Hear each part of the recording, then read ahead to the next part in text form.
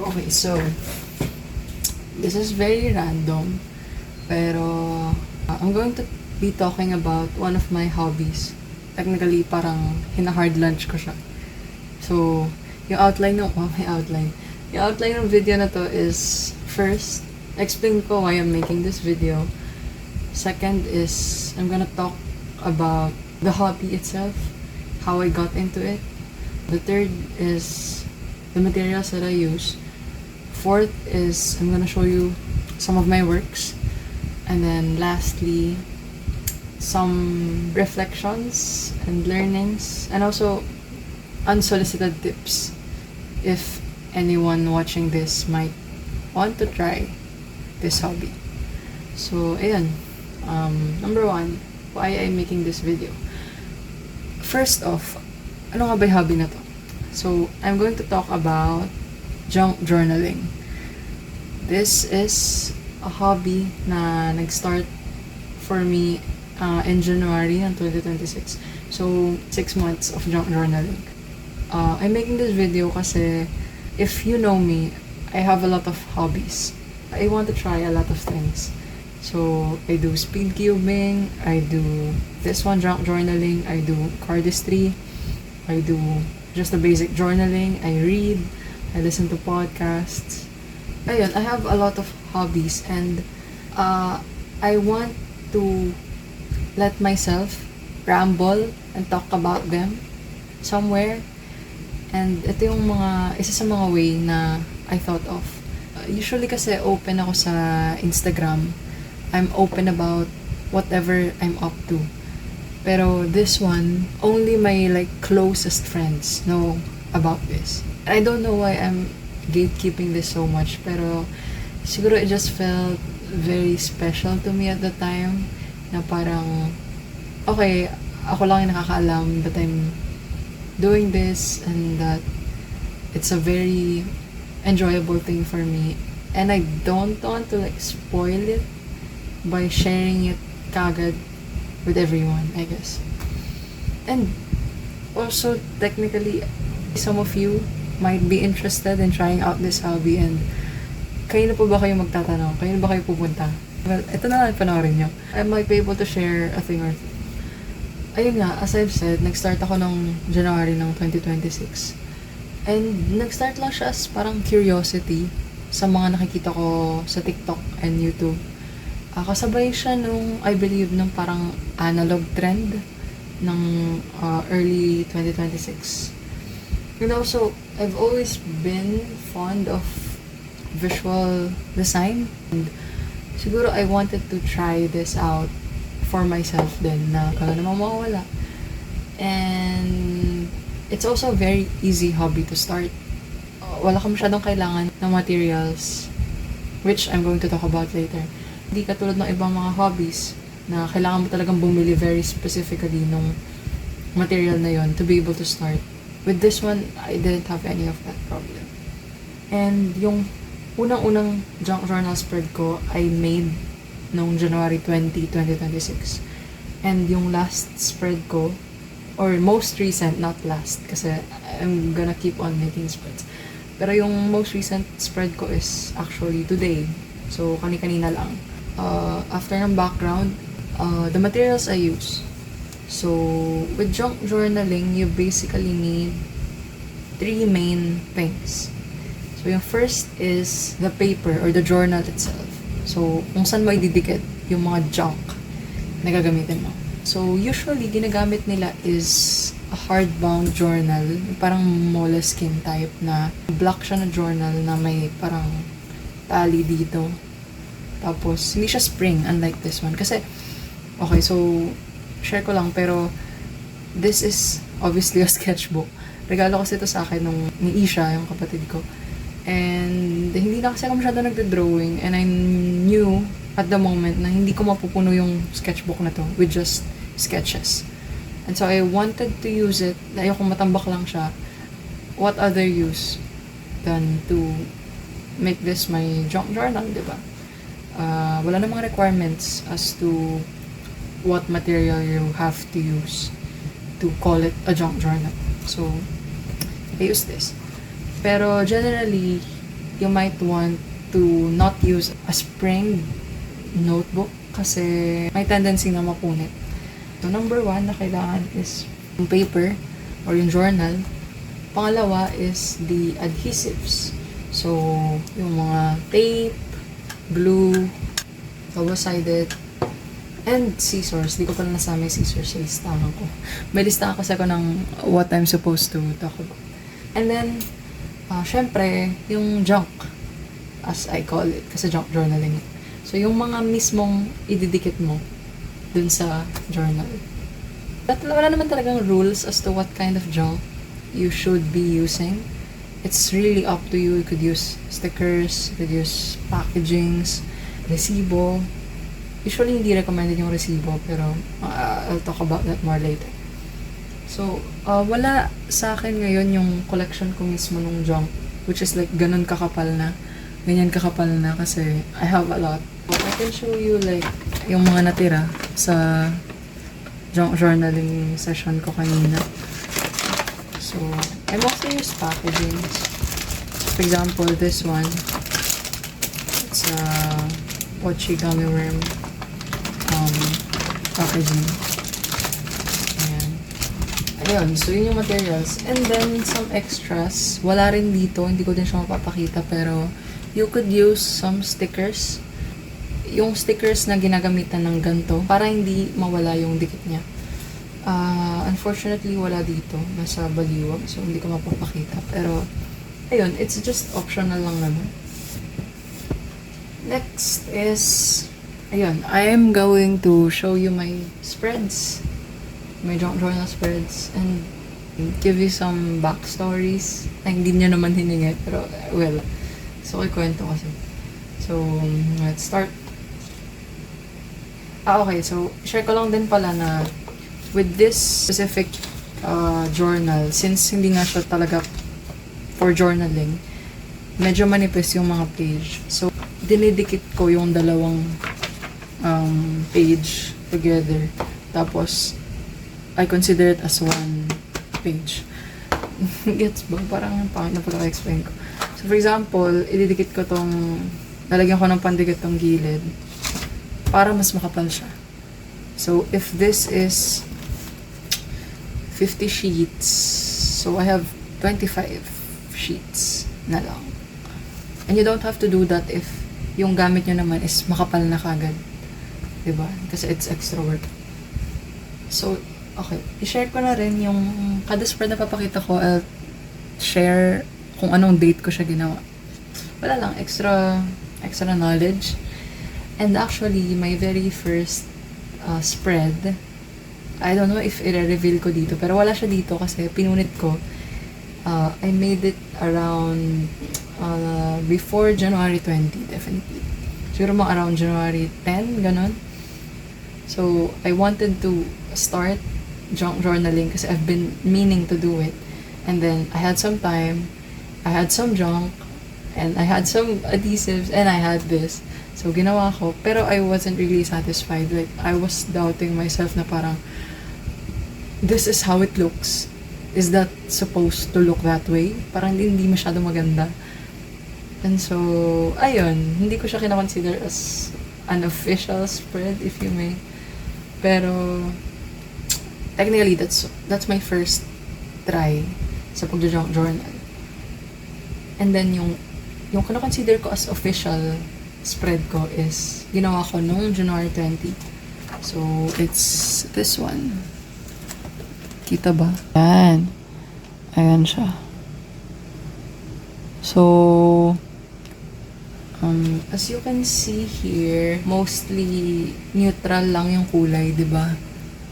Mostly ano lang siya, mga resibo, ganyan. Other packaging, yung packaging ng glue tape, which is wala dito, pero I had it before, naubos lang. And I don't know kung ano to, baka mas kanya din to eh. I don't know kung ano to, nakalimutan ko na. And then, Albatross, resibo din ulit. And then, for some reason, I thought of putting my schedule here, which I printed. And then, the other ones are stickers, basically. I think this is not a very pretty spread. Gets ba? Parang hindi siya... Well, I don't want to be so harsh on myself, pero... And it's technically my second try. But I want to say my first try at journaling. And hindi ko pa masyadong alam how I'm supposed to put the elements together to make it look pretty. And another thing is, I don't actually recommend na gumamit kayo ng resibo. I didn't know this before, pero nagfe-fade kasi siya. So, kunyari, as you can see here, sige, wag ko na ilapit. As you can see here, malabo na to, hindi na nababasa masyado. Kasi nagfe-fade kapag resibo. So, consider nyo na lang kung gagamit kayo. Kasi, you could use other things, which I will show in the second spread. Ginawa ko to noong January 28. Yan. This is from, what do you call this? The French Baker. So, ito, I remember sobrang excited ako mag-junk journal nung nakuha ko tong packaging na to. Kasi bumili ako ng tinapay nun sa French Bakery dito sa SM North as merienda. Tapos, na-realize ko lang habang kinakain ko na, OMG, yung packaging nito, yung paper bag, yung balot ng tinapay, it could really be on my junk journal. So, ayun. That night, natanggal. That night, after ko kainin yung tinapay, ginawa ko kagad siya. Wait, I don't think this belongs here. Tanggalin na lang muna natin. And then, surprise, pero interactive din to actually. Bold of me actually, no? Second spread ko to and then nagawa ko kagad na interactive. I don't remember my thought process here, pero siguro I remember gusto ko na mapakita tong bilog na to in different ways. And as you can see, walang ibang packaging dito sa spread na to. So, stickers meron. Ayan. Pero nag-focus lang talaga ako dun sa French Baker na packaging. You could absolutely do that. It looks pretty naman, I think. Actually, meron din to sa likod. Ayun. Kasi nasayangan ako dun sa natirang packaging. Pero yung medyo complicated dito is because transparent yung packaging niya. I had to use a different adhesive. Wala dito. Yung medyo makapal na transparent tape. And medyo nasayangan ako dun. Pero, well, it is what it is. Okay. So, surprise! Surprise, surprise. This is my first February spread. Ginawa ko to nung February 10. And it's actually my first real favorite junk journal spread na ginawa ko. Hindi ko siya masyado nagustuhan right after ko siya matapos. Pero as I went back and looked at it, actually looks good. Diba? There's a lot going on. Vitamilk, popcorn, breath mist, Disney collection. This is actually from Asia. A nougat bar. Nougat? Otap. Breath mist pa rin. I don't know. I don't remember what this is. And some stickers. At ito rin yung spread na nag-spark? Is that the right term? Parang, kumbaga, dito nag-start yung idea ko of doing monochromatic spreads. Kasi, as you can see, medyo parang yellowish, brownish ang kulay niya, diba? Ayun, for the next few spreads, ganun yung parang magiging theme. This is where I got that idea from. So, I made another spread noong February, which is no February 26, 2026. And ito, parang ano siya, kamukha nung sa spread ko dito sa ito. But this one is from Burger King, obviously. Wala rin tong ibang packaging. I just focus on Burger King. And meron din siya sa likod kasi nasayangan ulit ako. Okay, medyo nadumihan pa siya. Wait, pakita ko ulit. And this was supposed to be interactive, pero natakot ako na baka mawala siya pag nalaglag. Kaya dinikit ko na lang. This spread probably took me like almost 2 hours. Which is siguro medyo surprising, pero I remember I just did not know how to put together the elements ng hindi nagmumukhang flat. Kasi nga, I wanted to experiment and try something else na hindi kamukha nung sa kanina. Pero, puro Burger King lang siya. So, hindi ko sure how to put it together, I guess. And then, I had this idea of making this look like fries. And then, I don't know where I got this, pero parang gusto ko lang i-incorporate yung brown na to, kaya nagkaganyan siya. And then, I remember being so excited about this sticker kasi kakaiba ka ako. So, I made sure to put it here. Ayun, okay, let's move on sa first spread ko ng March, which is this one. This is a very shiny spread. Karamihan ng ginamit ko ay very shiny spread na to. So, it's not my favorite.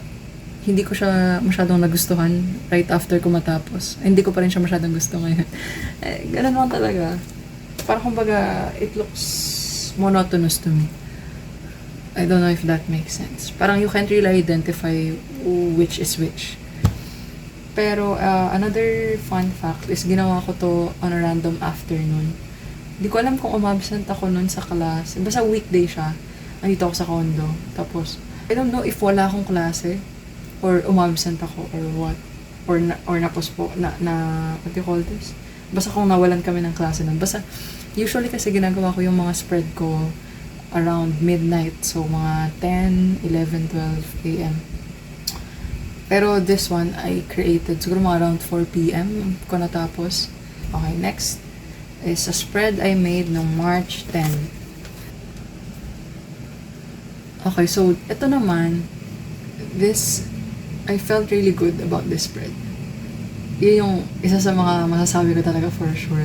I began playing with like layers. Parang hindi na ako masyadong takot na magkaroon ng other like elements na not as perfect. Kasi kunyari ito, pinunit ko lang siya technically. Ito rin.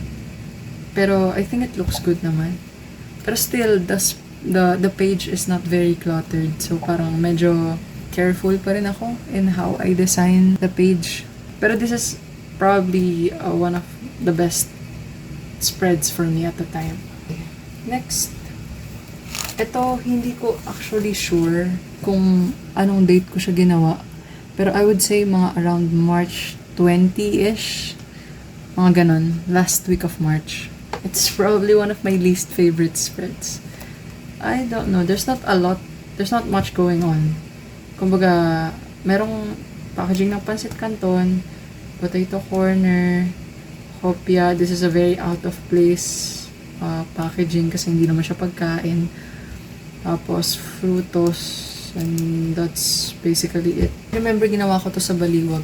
Gabi ko rin to ginawa. And wala akong masyadong junk at the time.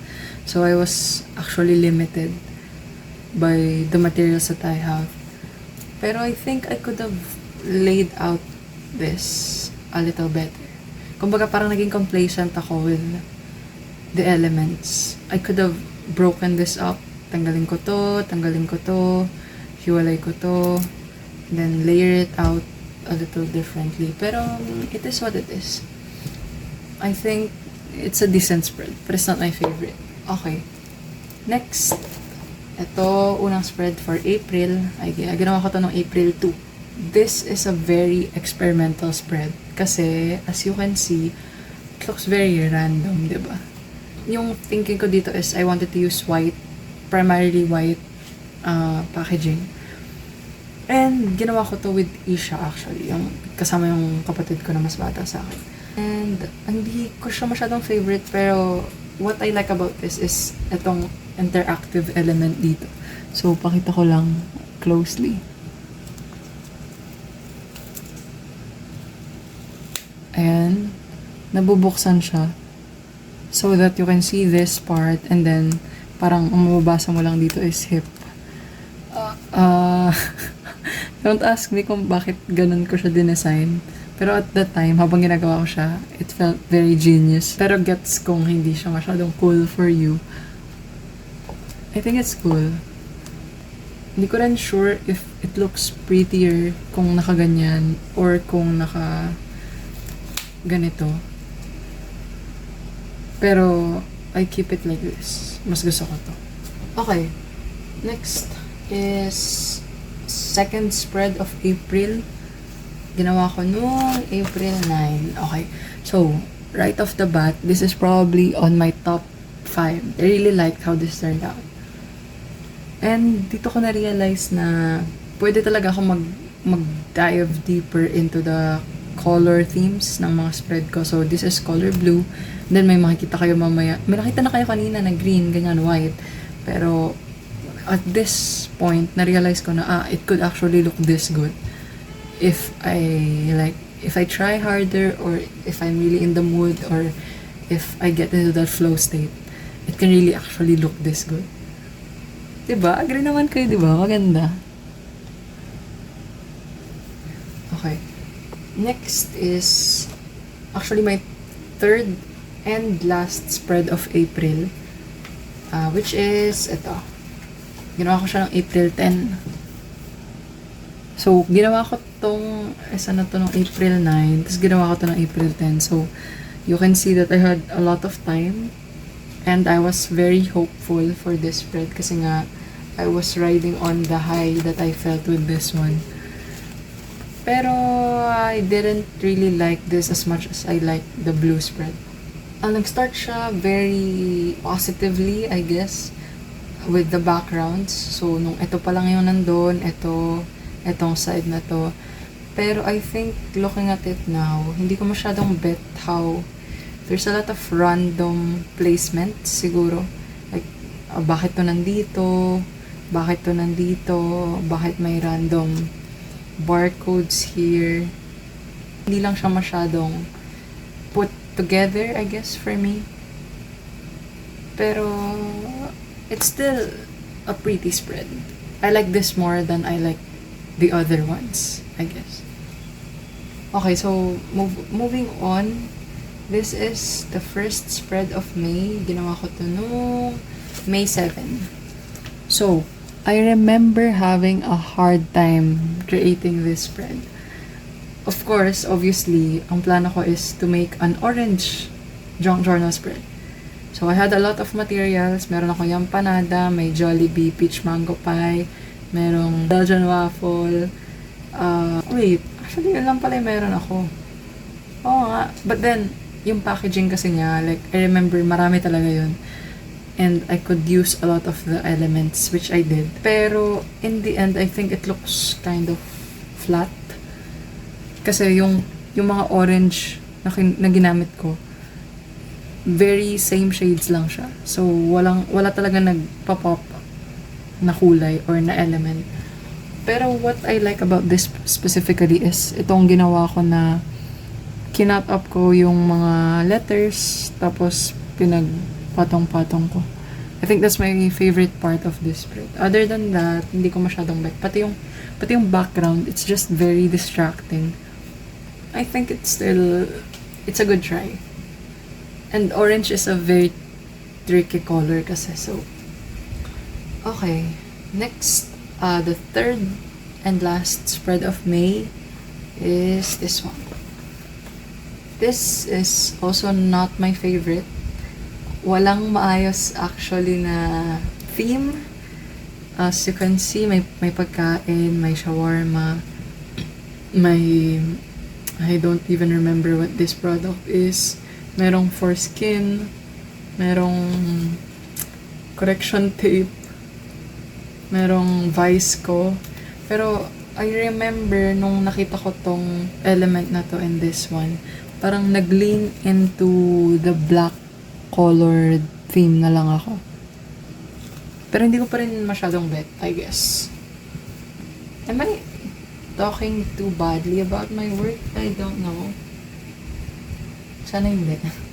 Kasi I still feel very happy naman na nagawa ko yung mga spread na to. They're just not my favorite. Sasabihin ko naman dito kung favorite ko yung spread na yun. Which is... Okay. Itong next one, I did this noong May 31. Oh my gosh, hindi pala last spread yung isa. So, naka-apat na junk journal spread pala ako ng May. Okay, this is the actual last spread for May. Ginawa ko siya ng May 21. And I remember na this is also a very experimental spread. Gusto ko nun gumawa ng pink themed na junk journal spread kasi wala pa akong pink theme. Pero hindi enough yung junk ko mismo at that time. I had a lot of blue ones, so parang kinambine ko na lang siya into a somewhat two-toned spread. And none of my previous pages looked like this, so I really liked it. And bet ko pa rin siya right now. I think it looks great. Next is, okay, down to the last, wait, this is May 27, this is May 21, this is May 7. Parang na pagpalit-palit ko na yung, okay, ito talaga. Ito pala yung May 31 na totoo. Sorry, I'm so confused right now. Pero ito yung May 31 na totoo. Tada! This is definitely on my top 5. And this is way better than the other green spread kanina. Yung may pansit canton. I don't know if you agree. I hope you agree. Kasi parang obvious naman siya. Ginawa ko rin to nun sa Baliwag. Tapos, I don't know. Wala din ako masyadong junk at the time. Kumbaga, if you can observe, parang, actually, hindi pala. Marami pala, parang hindi ko lang naramdaman kasi creating this spread felt very natural, I guess. Parang I just knew where to put everything in a way that looks good. Sometimes may mga ganun talagang araw. You can't really force that.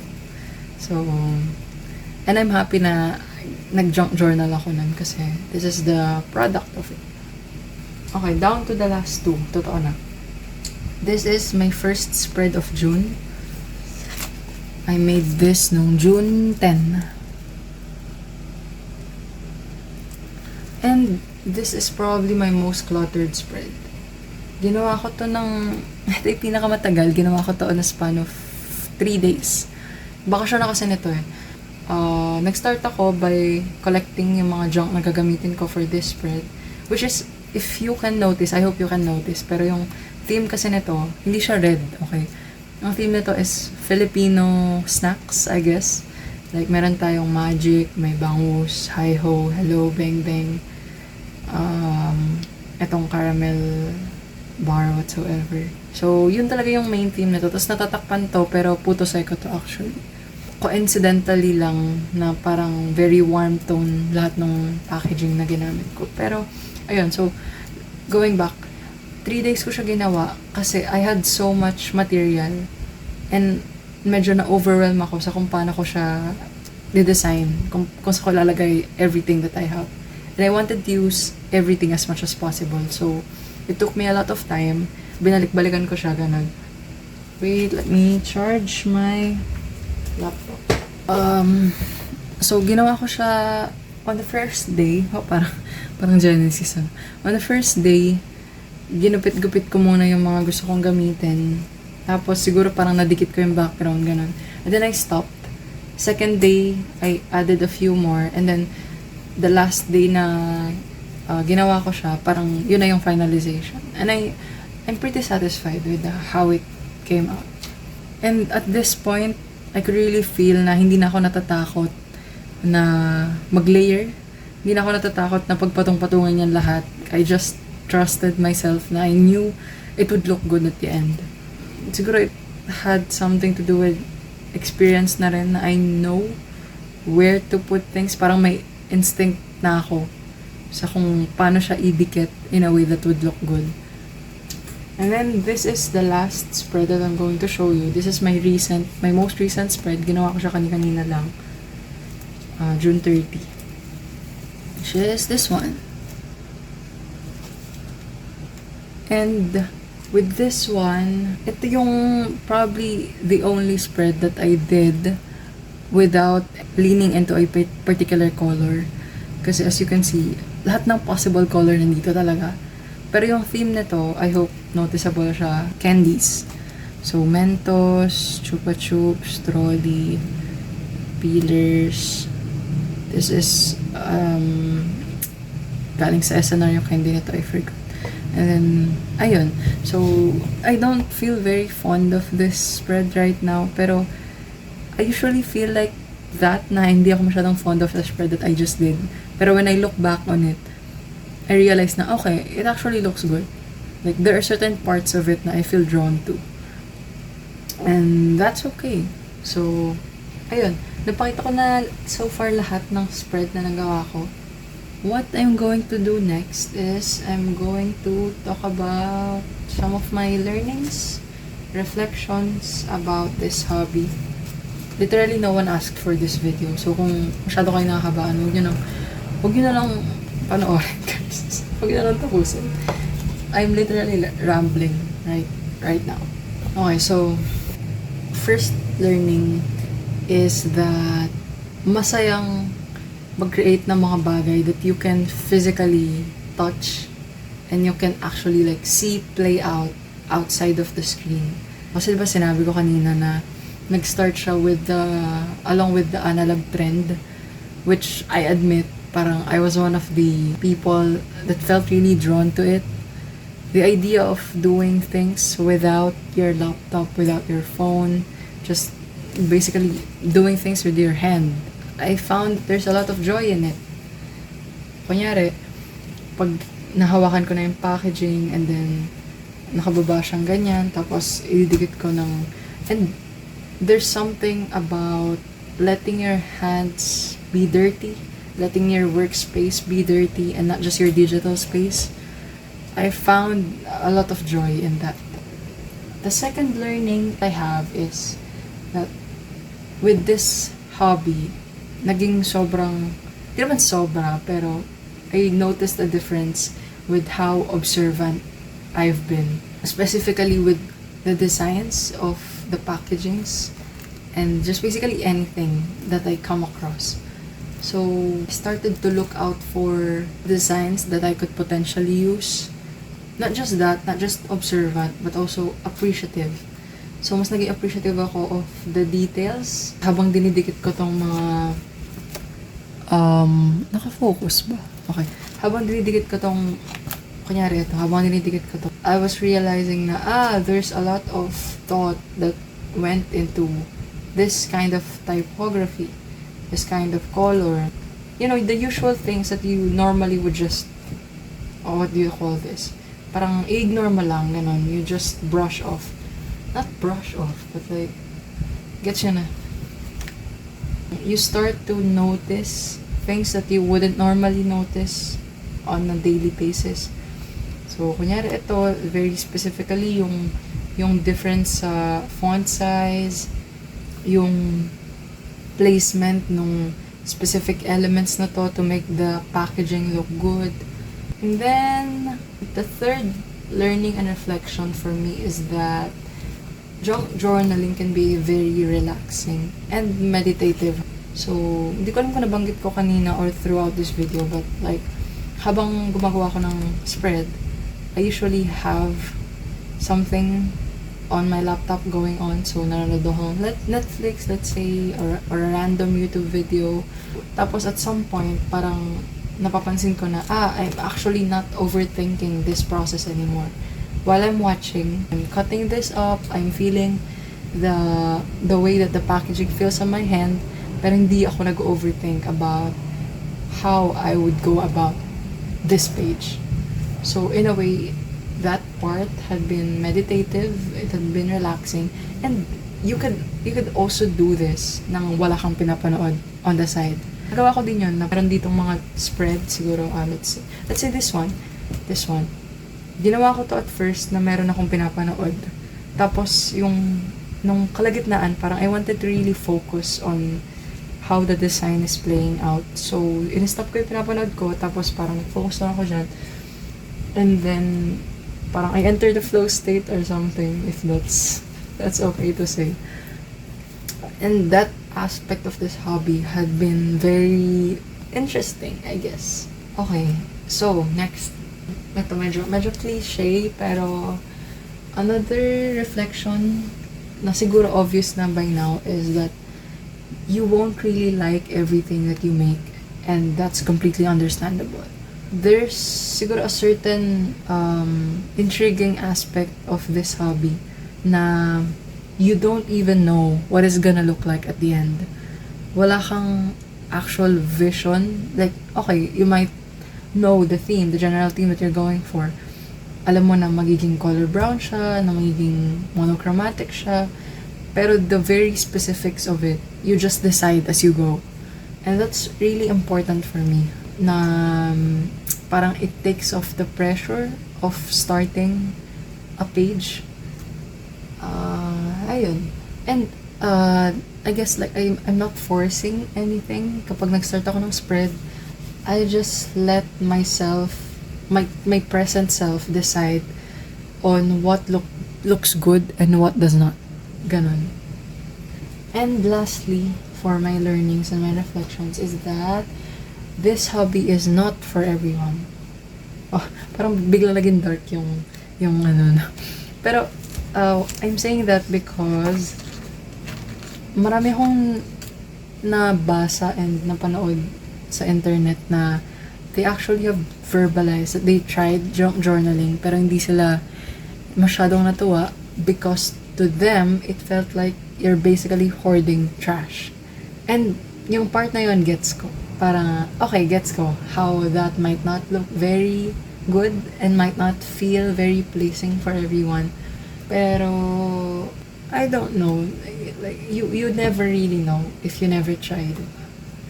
So on that note, if you're even a little bit interested and you think it might be for you and you want to try junk journaling, I'm going to give you now unsolicited tips specific to junk journaling and how I do it in case gusto nyo nga na i-try.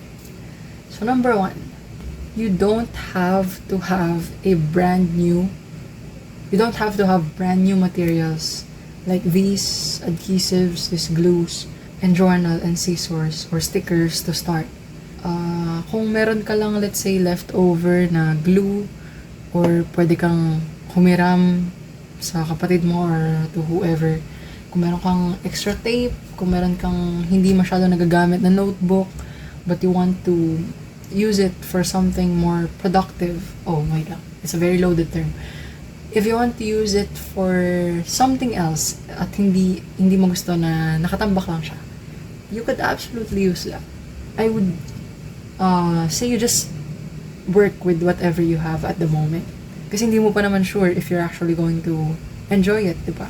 But if you actually enjoy it, so yung more specific tips ko on this note is, I recommend having different types of adhesives. Kung willing ka naman mag-spend ng extra money or you have actual materials at home, I recommend na huwag ka mag-settle for just one type of glue. So, as you can see here, meron akong liquid glue, meron akong yung gantong kind of liquid glue, meron akong tape, meron akong double-sided. And that's because iba-iba yung kind of material na gagamitin mo for junk journaling. And hindi lahat didikit using this kind of glue.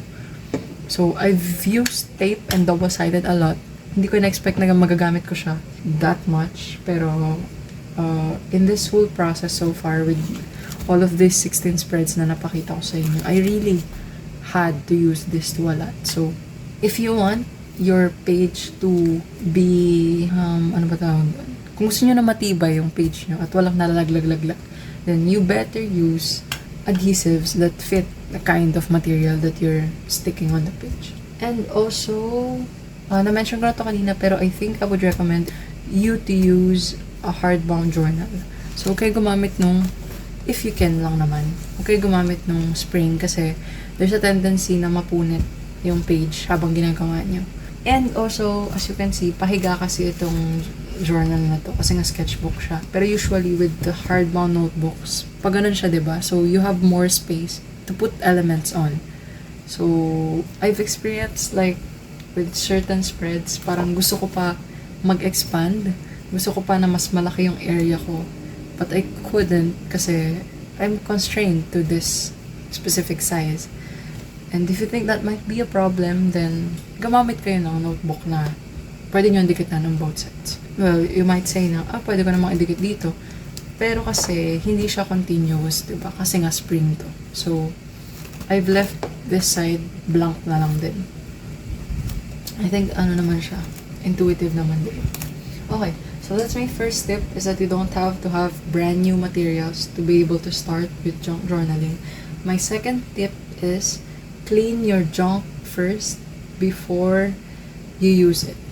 And also, clean them first before you store them. So, kunyari with this one, hinugasan ko muna yung mga plastic na to, or pinunasan ko technically, bago ko siya gamitin. And itong mga to, I remember na nakastore na siya before ko siya gamitin for this page. And they were clean before I stored them. And I recommend that very specifically para hindi nyo ma-encounter yung mga problems with ants, insects. If ma-encounter nyo yun, definitely that's off-putting, di ba? So, baka na-enjoy nyo pala yung junk journaling, pero dahil dun sa problem na yun, you might not do it anymore. But I suggest, even if it might take longer, try to clean your junk first before you start. Okay.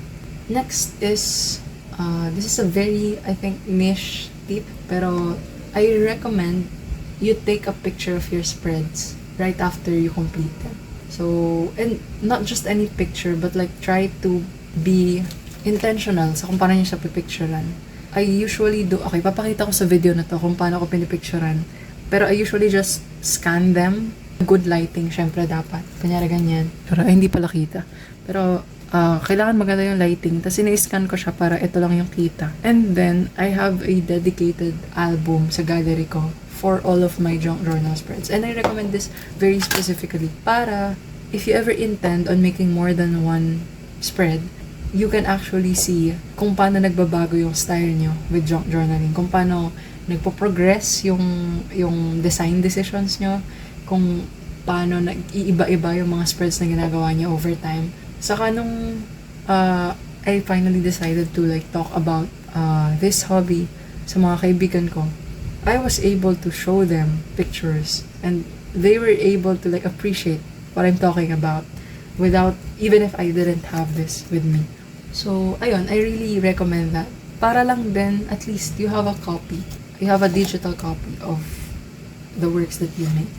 Next, my fourth tip is that it might need a few tries before you start to appreciate your junk journal spreads. And natural lang yun. So, even yung mismong paggawa ng spread, as I've said before, it takes time. So, meron akong spread, diba, na ginawa ko for like 2 hours.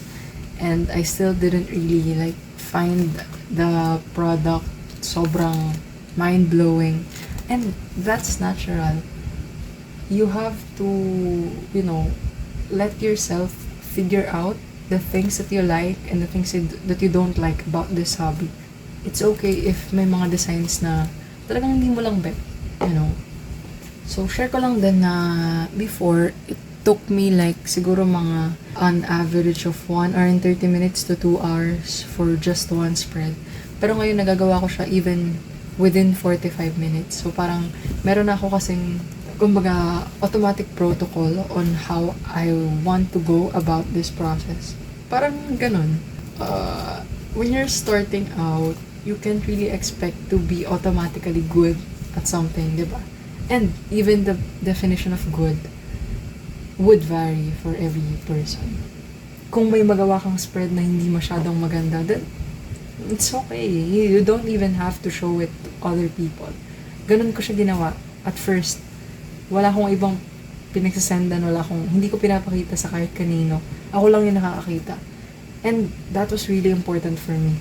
Kasi, it just felt very special na kahit hindi ko masyado sigurong nagugustuhan yung mga ginagawa ko at first, it was the one thing that I looked forward to kasi I could actually see growth sa mga design decisions na ginagawa ko. And that's really important, you know. It's a very, what do you call this? It's a very fulfilling thing. So, I'm rambling, siguro, last na. And the last tip is that, sinabi ko na rin to kanina, pero you'll never know if you like anything if you never try. So, maybe, I'll put this everything together na lang. I I was not sure if magugustuhan ko yung hobby na to at first nung nagsimula ako nung January. And I did make a spread that I did not like na pinunit ko dito. Pero I did not let that stop me from creating more. And through that process of being a little more forgiving and lenient at myself, I was able to develop this junk journal na I feel very proud of right now. So, ayun, just don't overthink it. Especially at the very first. Gets ko kung you overthink nyo if you've been doing it a lot. Sometimes ganun lang talaga. Pero if you're starting out, don't overthink it. Try, you might actually enjoy it. And I'm so sorry for rambling for such a long time. But I'm so happy that I actually got to, share this hobby. I'll maybe do a couple more videos just rambling about stuff. Yun lang. Thank you so much for watching.